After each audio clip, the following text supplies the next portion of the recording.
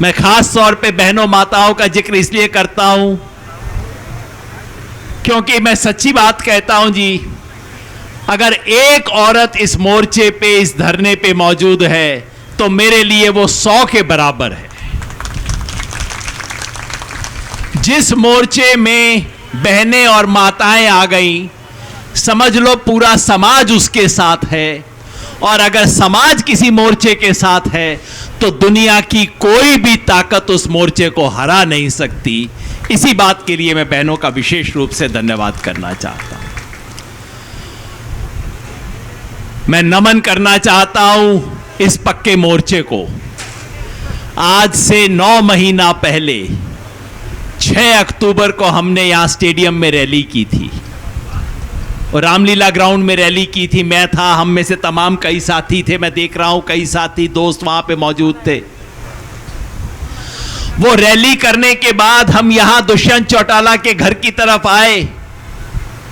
Police ने हमें रोका और रोकने के बाद हमारे ऊपर वाटर कैनन चलाया, आंसू गैस चलाई। पुलिस ने सोचा कि चलो अब वाटर कैनन चल गया, आंसू गैस चल गई, किसान तितर बितर हो जाएंगे। लेकिन मैंने अपनी जिंदगी में पहली बार देखा कि आंसू गैस और वाटर कैनन चलने के बाद भी किसान वहीं का वहीं खड़ा रहा, वहां वापस आया और मोर्चा लगाया। सिरसा फतेहाबाद के किसानों को खास तौर पे मैं नमन करता हूं। यह हिम्मत मैंने बहुत कम जगह देखी है। मोर्चा लगा, रात को हम सब लोग यहीं इस चौक के ऊपर सोए और पुलिस ने सोचा कि कल रात का हथियार काम नहीं आया। अगले दिन सुबह फिर चालाकी की। जब हम 2-4 लोग नहाने के लिए इधर उधर गए, पुलिस ने आके हमारे सारे साथियों को पकड़ के गिरफ्तार कर लिया। सोचा अब तो मोर्चा खत्म हो जाएगा। थाने में ले गए, पीछे सदर थाना है, वहां पे ले गए हमारे साथियों को। लेकिन इस इलाके का किसान, उसने आके थाने को घेर लिया और जब हमारे साथियों को, भाई प्रहलाद को, विकास सीसर भी वहां थे, भाई मनदीप नथवान थे, तमाम साथियों को पुलिस अगर जीप में ले जाने लगी, हम सब लोग उस जीप के सामने जाके लेट गए और सरकार को शाम तक हमारे किसान साथियों को रिहा करना पड़ा। यह इस इलाके के किसानों की ताकत है। अगले दिन सुबेरे यहां शहीद भगत सिंह स्टेडियम में पक्का मोर्चा की शुरुआत हुई। 17 जत्थेबंदियों ने इसका सपोर्ट किया। तमाम लोगों ने सोचा, प्रशासन ने सोचा कि कोई नहीं, 2-4 दिन की बात है, मामला खत्म हो जाएगा, खुद ही थक के चले जाएंगे। जो सोचा था कि 9 दिन नहीं चलेगा, आज 9 महीने के बाद भी ये पक्का मोर्चा पक्के तौर पे कायम है। मैं इस इलाके के, इस जिले के किसानों को और आपके संघर्ष का जो मादा है उसको सलाम करता हूं और मिल के जोर से कहें, किसान एकता जिंदाबाद। दोस्तों, 9 महीने पहले आपने जो बीज लगाया था, याद रखो, यह वो टाइम था जबकि दिल्ली में मोर्चा अभी शुरू नहीं हुआ था। पंजाब में मोर्चे लग रहे थे, पंजाब में आंदोलन बढ़ गया था, हरियाणा में अभी बहुत कम जगह पे दिखाई देता था। लोग कहते थे जी सिर्फ पंजाब का आंदोलन है, क्या बात है। लेकिन 9 महीने में इस प्रदेश के किसानों ने दिखाया, जो चिंगारी आपने सिरसा से शुरू की वो हरियाणा के कोने कोने में पहुंची है, वो पड़ोस के उत्तर प्रदेश में पहुंची है, वो आपके पड़ोस के राजस्थान में भी पहुंची है। और आज यहां पक्का मोर्चा पे किसान अपना फैसला सुनाने आए हैं। आज से 9 महीने पहले यहां के किसान ने कहा था, इस पक्के मोर्चे में बाहर बोर्ड लगा हुआ है, आप देख लेना जी। किसान ने पूछा था दुष्यंत चौटाला से, रंजीत चौटाला से कि भाई तुम 2 चीजों में से एक चुन लो, या तो चुन लो किसान या चुन लो कुर्सी। कुर्सी या किसान, कोई एक फैसला कर लो। किसान ने कहा था अगर कुर्सी चुननी है तो किसान तुम्हें देख लेगा, अगर किसान के साथ खड़ा होना है तो अपनी कुर्सी छोड़ो, नीचे किसान के बीच में आके बैठो। और उस टाइम हमने कहा था कि अगर अब भी तुम लोग आ जाओ कोई बात नहीं, किसान माफ कर देगा, बैठ जाओ हमारे साथ, आंदोलन में जुड़ जाओ। आज 9 महीने के बाद किसान फैसला सुनाने आया है। 9 महीने इंतजार कर लिया, देख लिया हमने, इनसे पूछ के कुर्सी चुननी है किसान। अब हमें समझ आ गया क्या चुन लिया इन्होंने। ये कुर्सी से चिमड़े हुए हैं, कुर्सी से चिपके हुए हैं। आज किसान इनको धिक्कार कहने आया है। किसी मेरे साथी ने कहा है पंजाबी में धिक्कार का मतलब क्या होता है, मैंने कहा फिटे मुंह। तो कहते हैं ना फिटे मुंह, किसान फिटे मुंह करने आया आज इन सब के, इन सब को बताने आया है। धिक्कार है तुम पे जो अपने आप को चौधरी देवीलाल का राजनीतिक वंशज बताते हो। उनकी पार्टी से मेरा कोई लेना देना नहीं है जी, पर सच बात है चौधरी देवीलाल का नाम आता है तो मेरे मन में भी थोड़ी श्रद्धा आती है। उस आदमी ने किसान के लिए किया, लेकिन अपने आप को चौधरी देवीलाल का राजनीतिक वंशज बताने वाले ये लोग, उनसे आज किसान कहता है तुम और कुछ भी करो, चौधरी देवीलाल का नाम लेना बंद कर दो। सही बात है ना जी? तो मैं चाहता हूं जरा हाथ उठा के बता दो कि चौधरी देवीलाल का नाम लेना बंद करें ये लोग। किसान कहता है दुष्यंत चौटाला को, रंजीत चौटाला को, तुमने अपने बाप का, दादा का, परदादा का नाम खराब किया, तुम्हें कोई हक नहीं है इनका नाम लेने का। किसान धिक्कार करता है इन नेताओं पे जिन्होंने कुर्सी चुनी है, जिन्होंने किसान से दगाबाजी की है, जिन्होंने किसान से झूठ बोला है। इनका लेटेस्ट झूठ यह है कि हिसार में बोल दिया, हिसार में घटना हुई, हमारे तमाम नेता गए, उनके सामने बोला इन्होंने हाँ जी केस वापस ले लेंगे, ये कर देंगे, वो कर देंगे। 1 महीना पूरा हो गया, कोई काम नहीं किया इन्होंने। रोज झूठ, रोज दगाबाजी, रोज धोखेबाजी। ये किसान के दुश्मन हैं। और आज हरियाणा का किसान, सरसा का किसान, फतेहाबाद का किसान, इनके घर का किसान इन्हें लानत देने आया है, इन्हें धिक्कार बोलने आया है, इन्हें फिटे मुंह करने आया है इनका, और बताने आया है कि चौटाला जी आपने कुर्सी चुन ली, कोई बात नहीं, अब किसान आपको बताएगा कि आपका इलाज कैसे किया जाएगा। ये कुर्सी वालों का इलाज लोकतंत्र में जनता करती है, और किसान को पता है ये उप मुख्यमंत्री जी का नहीं, प्रधानमंत्री जी का भी इलाज करना किसान को आता है। उनका भी इलाज करना होगा, वो भी किसान कर रहा है। पहले एक बात जरूर कह दूं उससे, प्रधानमंत्री जी का इलाज क्या करना है वो बताऊंगा, लेकिन उससे पहले मैं ये कह दूं, कई साथियों ने कहा भाई साहब 9 महीने पहले आप लोगों ने जो बीज लगाया उससे क्या मिला अब तक? 3 कानून तो खत्म नहीं हुए। मोदी तो बड़ा कड़ा आदमी है, नहीं मानेगा। मैंने कहा भाई 3 कानून तो रद्द हो जाएंगे, मगर ये जो सिरसा के पक्का मोर्चा ने आज से 9 महीने पहले जो बीज लगाया था, उससे जो पेड़ खड़ा हुआ है किसानी आंदोलन का, उसमें 3 फल पहले से लग गए हैं। जो बोले सोनिया, कौन से 3 फल लगे हैं? पहला फल, किसान ने अपना खोया हुआ आत्मसम्मान वापस लिया है।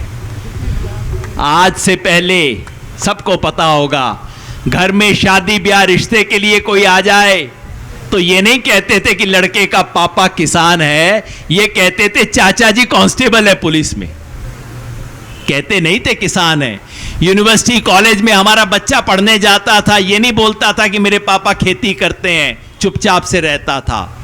आज हमारा वही बच्चा टी शर्ट पे लिख के घूमता है I love farmers. No farmer no food no future. किसान नहीं होगा, अन्न नहीं होगा, इस देश का भविष्य नहीं होगा। आज हमारे बच्चे को आत्मसम्मान आ गया है, और जो कौम आत्मसम्मान हासिल कर लेती है वो सब हासिल कर लेती है उसके बाद। पहला फल लगा है जी, ये जो हमारे हाथ में आ गया है। दूसरा फल, किसान को अपनी राजनीतिक ताकत का एहसास हुआ है। ये किसान की हालत बिल्कुल हनुमान जी जैसी है साहब। हनुमान जी के पास बड़ी ताकत है, पहाड़ उठा सकते हैं, लेकिन हनुमान जी को खुद नहीं पता कि उनकी ताकत कितनी है। किसान की भी यही हालत है, ताकत उसमें असीम है, लेकिन खुद ही ना पता कितनी ताकत है। इस आंदोलन ने किसान को उसकी ताकत का एहसास करवाया है। ये तमाम नेता जो सोचते थे किसान उसके पांव की धूल है, उनको इस आंदोलन ने बताया है कि जिसे तुम अपने पांव की धूल समझते हो, वो तुम्हें धूल चटा सकता है।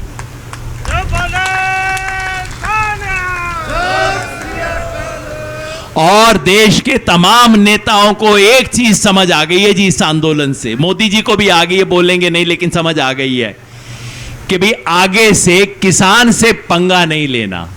किसान से पंगा नहीं लेना, पंगा उल्टा पड़ जाएगा, भारी पड़ जाएगा खेल। ये सब नेताओं को समझ आ गया है। ये दूसरा फल है जी जो हमारे हाथ में आया है।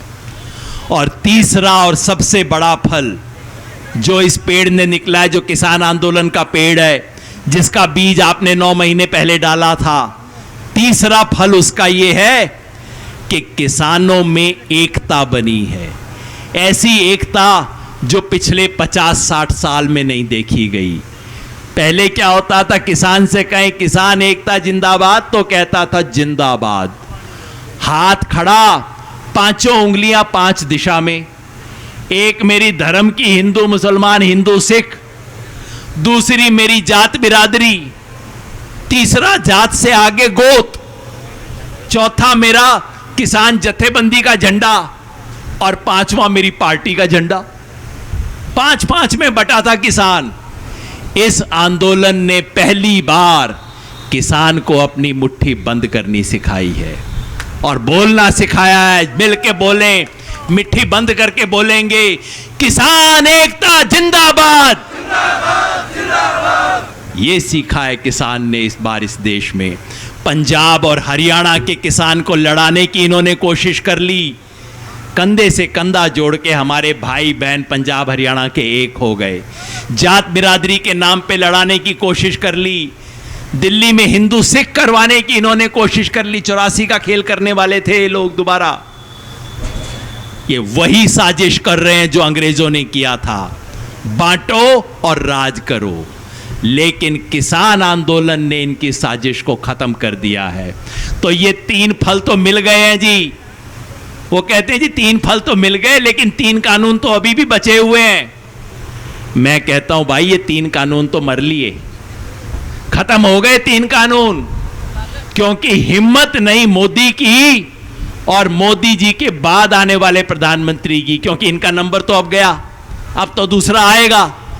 दूसरे की भी हिम्मत नहीं कि इस कानून को लागू करे। अगले प्रधानमंत्री के सामने अगर कोई लेके गया ना 3 कानून अफसर कि जी ये लागू करो, हाथ जोड़ लेगा। भाई तेने देखा नहीं मोदी का क्या हुआ था, आगे से ऐसा पंगा कभी नहीं लेना। तो कानून तो गए मर। फिर हमारे पत्रकार भाई ने पूछा कि भाई कानून अगर मर गए तो आप आंदोलन क्यों कर रहे हो, धरना क्यों कर रहे हो, मोर्चा क्यों कर रहे हो? मैं कहा भाई अब समझदार हो गए हम।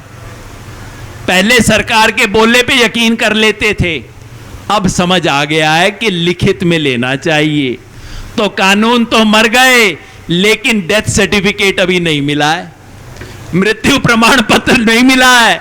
वो लेके जाएंगे, मोर्चा तब तक है जब तक डेथ सर्टिफिकेट ना मिल जाए। वो भी तैयार है, बस मोदी जी उस पे साइन नहीं कर रहे, मोदी जी हस्ताक्षर नहीं कर रहे। बस एक ही कसर बच गई है इसमें, प्रधानमंत्री ने अपना इज्जत का मामला बना रखा है। मैं कहा भाई फिटे मुंह तेरे, इज्जत इस बात की है तेरी? इज्जत तो इसमें होनी चाहिए कि मैं किसान के सामने झुक जाऊं। कोई भी नेता जनता के सामने झुक के छोटा नहीं होता, नेता बड़ा हो जाता है। लेकिन अफसोस हमारे देश के प्रधानमंत्री की कि वो सोचते हैं किसान के सामने झुकने से छोटे हो जाएंगे। अपनी नाक का सवाल बनाया है, अपना अहंकार का सवाल बनाया है। तो बस ये आखिरी बात मुझे कहनी है, वो ये है मेरे बहनों और भाइयों कि देश के सामने बहुत बड़ी समस्या है। हमारे प्रधानमंत्री जी को बीमारी लग गई है, बेचारे अहंकार की बीमारी से परेशान हैं। अहंकार कोई छोटी बीमारी नहीं होती, बहुत बड़ी बीमारी होती है। एक जमाने में इंदिरा गांधी को भी लग गई थी। तो अहंकार की बीमारी का इलाज हम कैसे करेंगे? भाई, देश के प्रधानमंत्री अगर बीमार हो जाएं तो चिंता होनी चाहिए ना, सबको चिंता है ना। तो देश का प्रधानमंत्री बीमार है, अहंकार की बीमारी है, और इलाज करने का काम अब किसान को करना है। 7 महीने से किसान डोज दे रहा है। कई बार डॉक्टर के पास जाते हैं ना, डॉक्टर कहता है लंबी बीमारी है जी, 1 साल कोर्स चलेगा इसका पूरा। अब ये मोदी जी की बीमारी का पता नहीं 2 साल चलेगा, 3 साल चलेगा। 7 महीने से किसान दवाई कर रहा है मोदी जी की। जल्दी से ठीक नहीं हो रही थी तो बंगाल में जाके हमें एक इंजेक्शन भी देना पड़ा जी। इंजेक्शन का असर हुआ है मेरे मरीज पे, इंजेक्शन का थोड़ा सा तो असर हुआ है, लेकिन अभी मेरा मरीज ठीक नहीं हुआ है। मरीज को कायदे से ठीक करना होगा, डोज और देनी होगी, मामले को आगे बढ़ाना होगा और पक्का इलाज करना होगा। भाई, पक्का मोर्चा है, कच्चा इलाज कैसे कर दें यहां पे? पक्का इलाज का मतलब इलाज सिर्फ नरेंद्र मोदी का नहीं, आगे से इस कुर्सी पे जो कोई बैठे सबका इलाज करना होगा एक ही बार में। तो ऐसी दवाई देनी है कि मोदी जी को तो लगे ही, ये प्रधानमंत्री की कुर्सी को भी थोड़ी सी दवाई लग जाए, ताकि आगे से कोई प्रधानमंत्री हिम्मत नहीं करे किसानों के खिलाफ ये काम करने की। तो जी, एक इंजेक्शन तो हमने बंगाल में दिया है और दवाई लंबी चलानी पड़ेगी। दवाई करने के लिए तैयार है ना जी? प्रधानमंत्री के अहंकार का इलाज करने के लिए जो जो तैयार है जरा हाथ खड़ा कर दे जी। भाई, बहुत बड़ा काम है, बड़ा आदमी है, बड़ा इलाज करना पड़ेगा, पक्का इलाज करना पड़ेगा। परसों 8 तारीख को पूरे देश में किसान बाहर आएंगे सड़कों पे। सड़क रोकनी नहीं है जी, सड़क के साइड में खड़े होके पेट्रोल और डीजल के दाम जो बढ़े हैं उसके खिलाफ अपनी आवाज उठाएंगे, मोदी जी को छोटी सी गोली खिलाएंगे। 17 तारीख को जितने भी मेंबर पार्लियामेंट हैं उनके लिए प्रदर्शन करेंगे, मोदी जी को एक और छोटी गोली खिलाएंगे। 22 तारीख से डेली डोज शुरू हो जाएगी जी, हर दिन डोज देनी पड़ेगी थोड़ी थोड़ी। संसद का अधिवेशन शुरू हो जाएगा, रोज किसानों के प्रतिनिधि संसद की तरफ जाएंगे, रोज छोटी छोटी डोज देंगे। उम्मीद है मेरे मरीज पे असर होगा, नहीं होगा तो उत्तर प्रदेश में बड़ा इंजेक्शन देना पड़ेगा। उसके लिए भी तैयार है ना जी? जाना पड़ेगा, बहुत दूर भी नहीं है उत्तर प्रदेश, कितना दूर है हमारे से। इलाज पक्का करेंगे, किसान लड़ेंगे और जीतेंगे। तो मिलके बोले मेरे साथ, लड़ेंगे। कस के आवाज नहीं आई, जीतने वाली आवाज नहीं आई। मेरे साइड में सारे साथी जो बैठे हैं, भाई जिसने जीतना है जरा कस के बोलेंगे, लड़ेंगे, लड़ेंगे। किसान एकता, किसान एकता, इंकलाब, इंकलाब। बहुत बहुत मेहरबानी। बहुत बहुत धन्यवाद योगेंद्र।